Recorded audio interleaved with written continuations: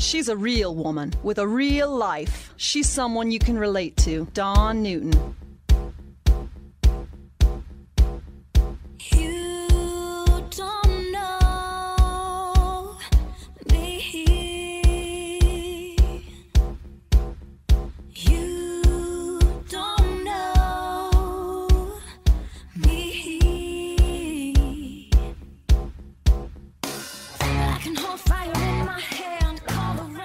Hey, welcome to the Dawn Newton podcast. I am your host, Dawn Newton. My guest today is been labeled Britain's most hated person. She's been labeled racist, anti-Muslim, anti-Black.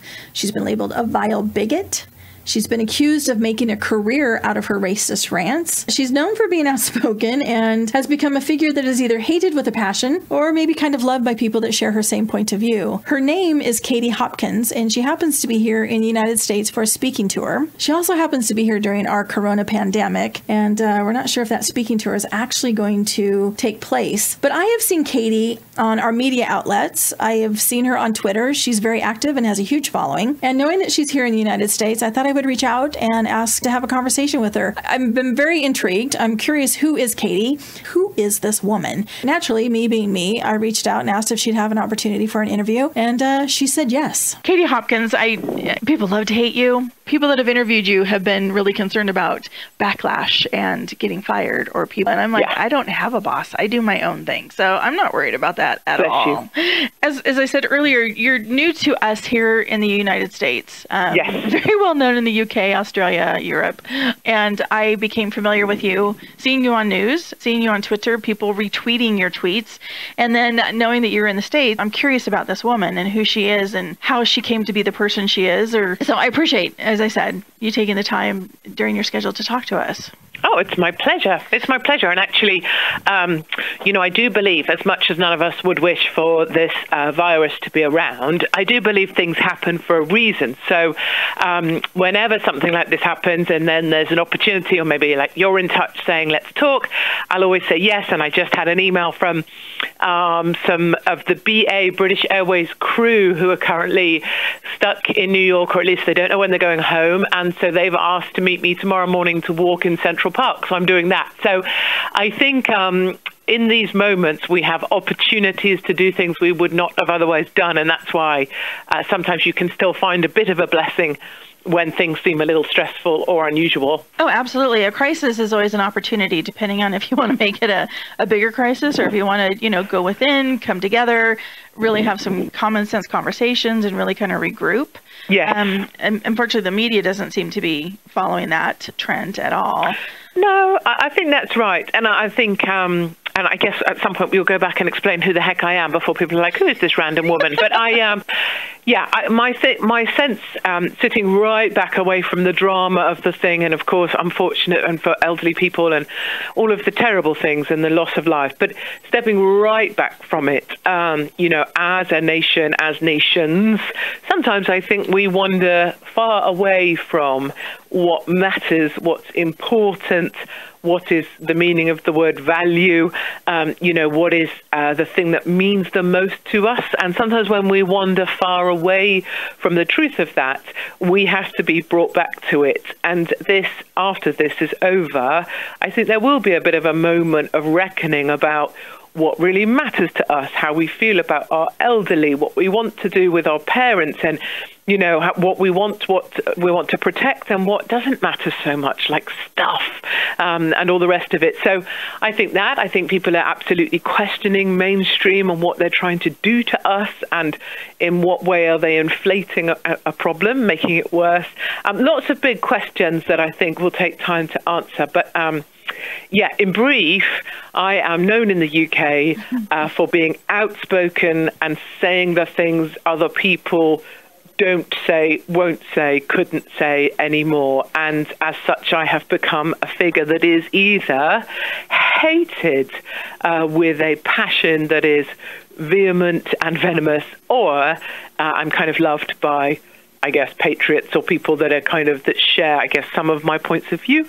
But however people feel about me, I absolutely accept that. And I'm absolutely accepting that if you put yourself out there, not everybody's going to like everything you say, and that's okay. Well, and people are really curious about who you are, just doing the research before talking with you. I mean, yes, when they say people have opinions about you, I mean, oh my gosh, far-right activist, I don't know if that's accurate, far-right, racist, performative cruelty, vile bigot, hateful monster, Britain's most hated person.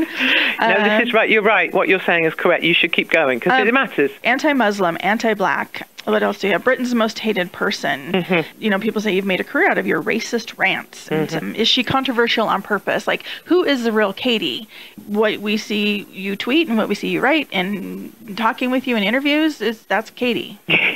Not that you're racist and not that you're anti anything, but you do speak your mind. Yes, I am just me. And so, you know, so this is one of the funny things that happens off the back of being racist, bigot, homophobe, Islamophobic, hate preacher. Oh, abusive, too. Don't forget that one. Yeah, biggest bitch in Britain, all of that. When people meet me, they're like, oh, you're really little. And I'm not like super tiny, like I'm 5'8", I'm kind of tall, but I'm kind of small. And people, because they have believed you to be a monster or read all of this stuff, they think you must be like 7 foot wide, 7 foot tall and covered in like blue fur or something. So when you're actually just this like little kind of woman, they're like, oh, hold on, she's really tiny and she wears a suit. So there's that side of it. The other side of it is that I am just like this mum with 3 kids and really normal. I clean my own toilets and I hoover my own house and, you know, I'm super normal. I eat anything, sleep anywhere. I'm the least fussy person I know. So all of those things make me then really normal. And that's really hard to reconcile when, you know, the truth of this thing, I think, is whether you agree with me or disagree with me, and that's no problem, is that the media needs to make you believe I'm a monster so that the things I say aren't real or true. And that's really a challenge for people when they meet me. A lot of people then kind of like me because I guess I'm just me. And then they're like, oh no, now I have to really think about what you've been saying because you're quite reasonable. So that's the truth of it, is it's easier to distance yourself from someone's opinions you might not like if you believe they're a monster. It's harder when they look just like you, sound just like you, and are probably a little bit funny, and you could have a drink together and have a nice time. So that's really where I think that kind of explains a little bit behind the mystery of who the hell is Kate Hopkins. Well, and the thing that I was thinking, well, gosh, if they hate her so much, if she's such this horrible, horrible person and bigot, racist, all these things, they sure do love to give you a platform.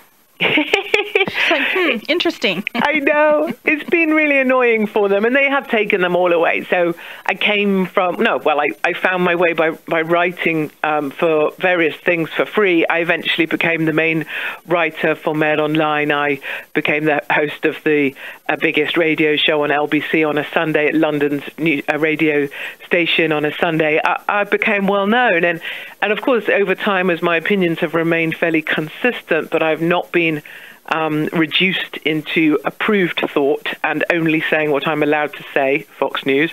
I have had all of my platforms taken away, but one of the glorious things about my supporters, my detractors even, and many people out there who even disagree with me, is that they continue to be part of the discussion because they see that there's healthiness in having other views out there. And I always describe it to the left or to the liberals that want to shut me down, that they are Frankenstein and I am their monster.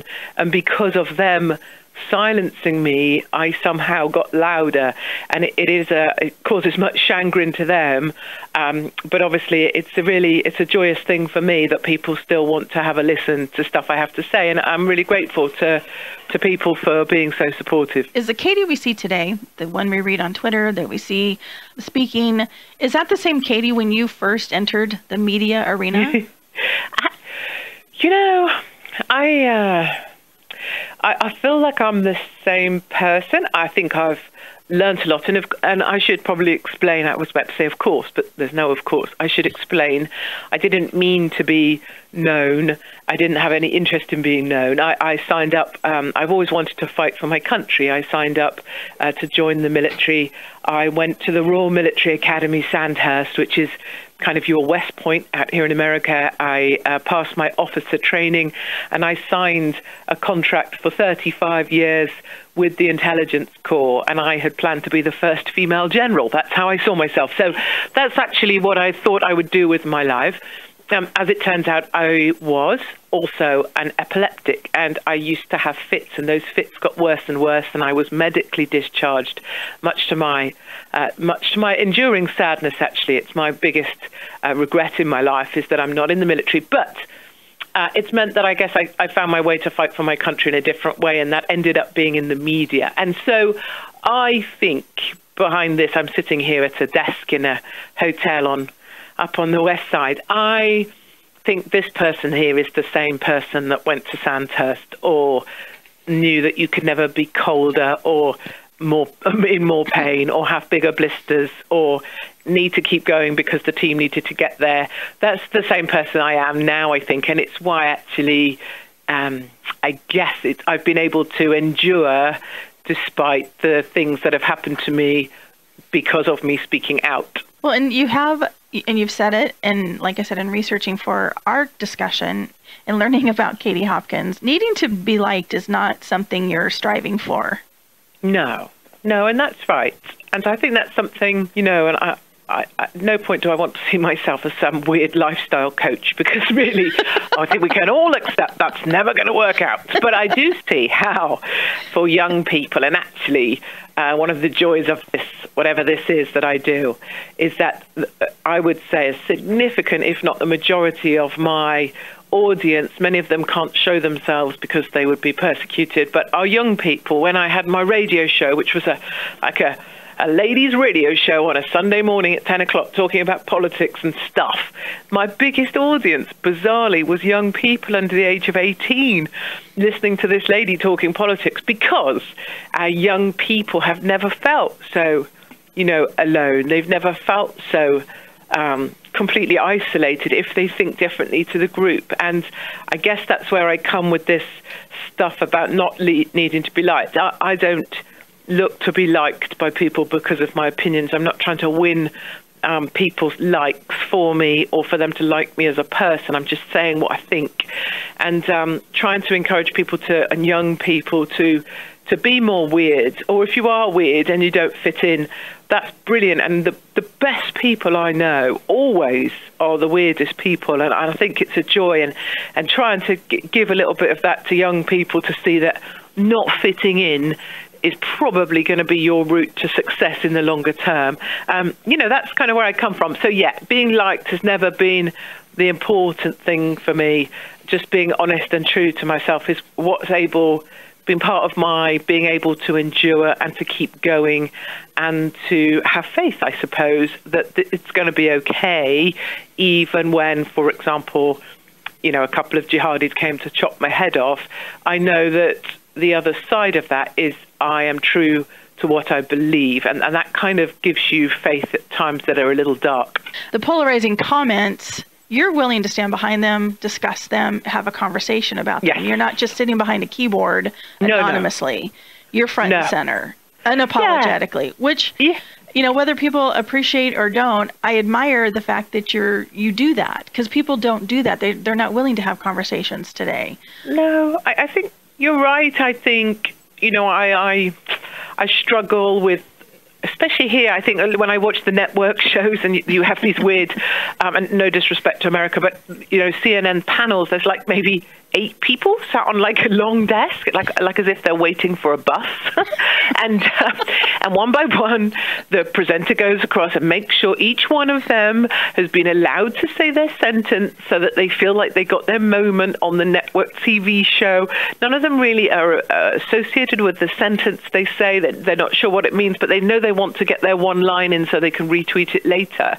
And I wonder to what extent those are opinions that we need or should value. And so I guess I just spend my time, I'm much more like a gypsy. I'm sitting here looking around my room with my stuff exploded everywhere, how I normally live on the road. And I just go out to the things that are happening. So I sleep in migrant camps. I have slept on Skid Row for a few days. I cross with migrants across the Med. If there's something going on, I've slept on the white farms in South Africa for 6 weeks to understand what's going on there. I like to be amongst it, and then I like to talk about what I see and feel. And I think it's just a little bit more honest. And I worry, actually, that, because journalism changed so much, we lost that thing of reporters going and showing people stuff. And instead, we just got studio monkeys with their suits on or their flashy pink dresses, trying to get their moment on social media. And I think that's a real pity, actually. The difference between how the UK is handling COVID-19 and what you're seeing here in the States. Yeah, and you're right. There is a real marked difference. And actually, that was a real physical difference for me as well, because I sort of lifted up out of the UK, not in a biblical way, but on a plane, and I landed in New York, and that moment was a really stark difference. So in the UK, it was kind of a little bit more keep calm and carry on. The schools are still going, people are still at work, restaurants are still open, shops, bars. Land here, and of course it's New York in lockdown tomorrow, all restaurants shut, Broadway closes, the schools have gone. And so a little bit more dramatic shutting down over here. I think maybe the shutdown will come politically in the UK, maybe out of pressure, but I think the truth of it is the idea of keeping things open but asking people to isolate themselves a little, or social distancing, is a great idea. But my biggest sort of messaging to people is, one, to give yourself a break from the noise. So, maybe even 60 minutes where you say, right, I'm going to put my phone in a drawer. I promised myself I'm not going to touch it until this time, and do 60 minutes of something you like, have a shower, listen to music, go for a walk, whatever it is, tidy your closet, whatever. Just give yourself a little break from the noise. And then, the second thing is just always ask yourself that little question about, what did I need to know that stuff, or why did I need to know that? So if someone's telling you some other did you hear about the Italian obituaries pages being 20 pages long now? Just think to yourself, did I care about the Italian obituary pages 2 weeks ago?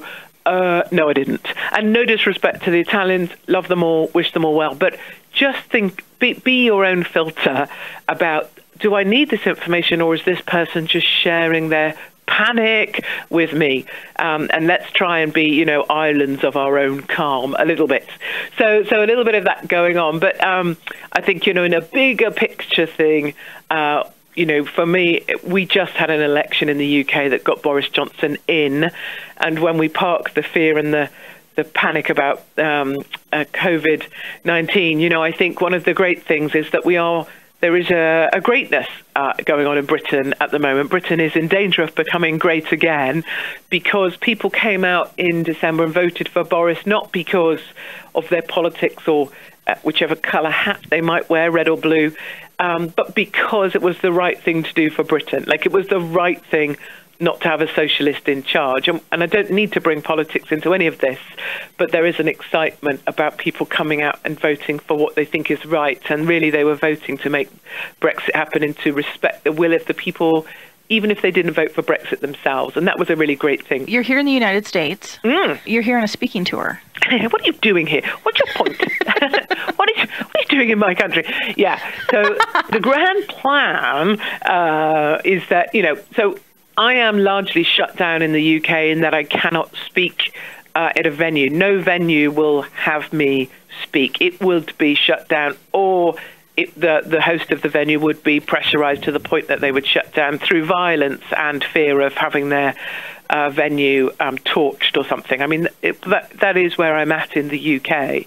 So I come to the States to speak because I have the opportunity to still, and I can't do this in my country anymore because I'm seen as extreme. So that's why I'm here. I came here for a speaking tour. I've just come back from Pittsburgh, and people turned out in Pittsburgh, which was fantastic. And then I'm due to be speaking at the New York Young Republican Club on the 19th. I haven't heard it's cancelled yet, but I have a suspicion we may be headed that way. I have some stuff in studio on the 20th, and then on the 22nd, I'm at the Lincoln dinner in Queens. I'm acting as if this is all going ahead because I haven't been told it's cancelled. So, but in the interim, whether these events happen or not, of course I will update people on my Twitter. I would love it if people come, if these events are still going on.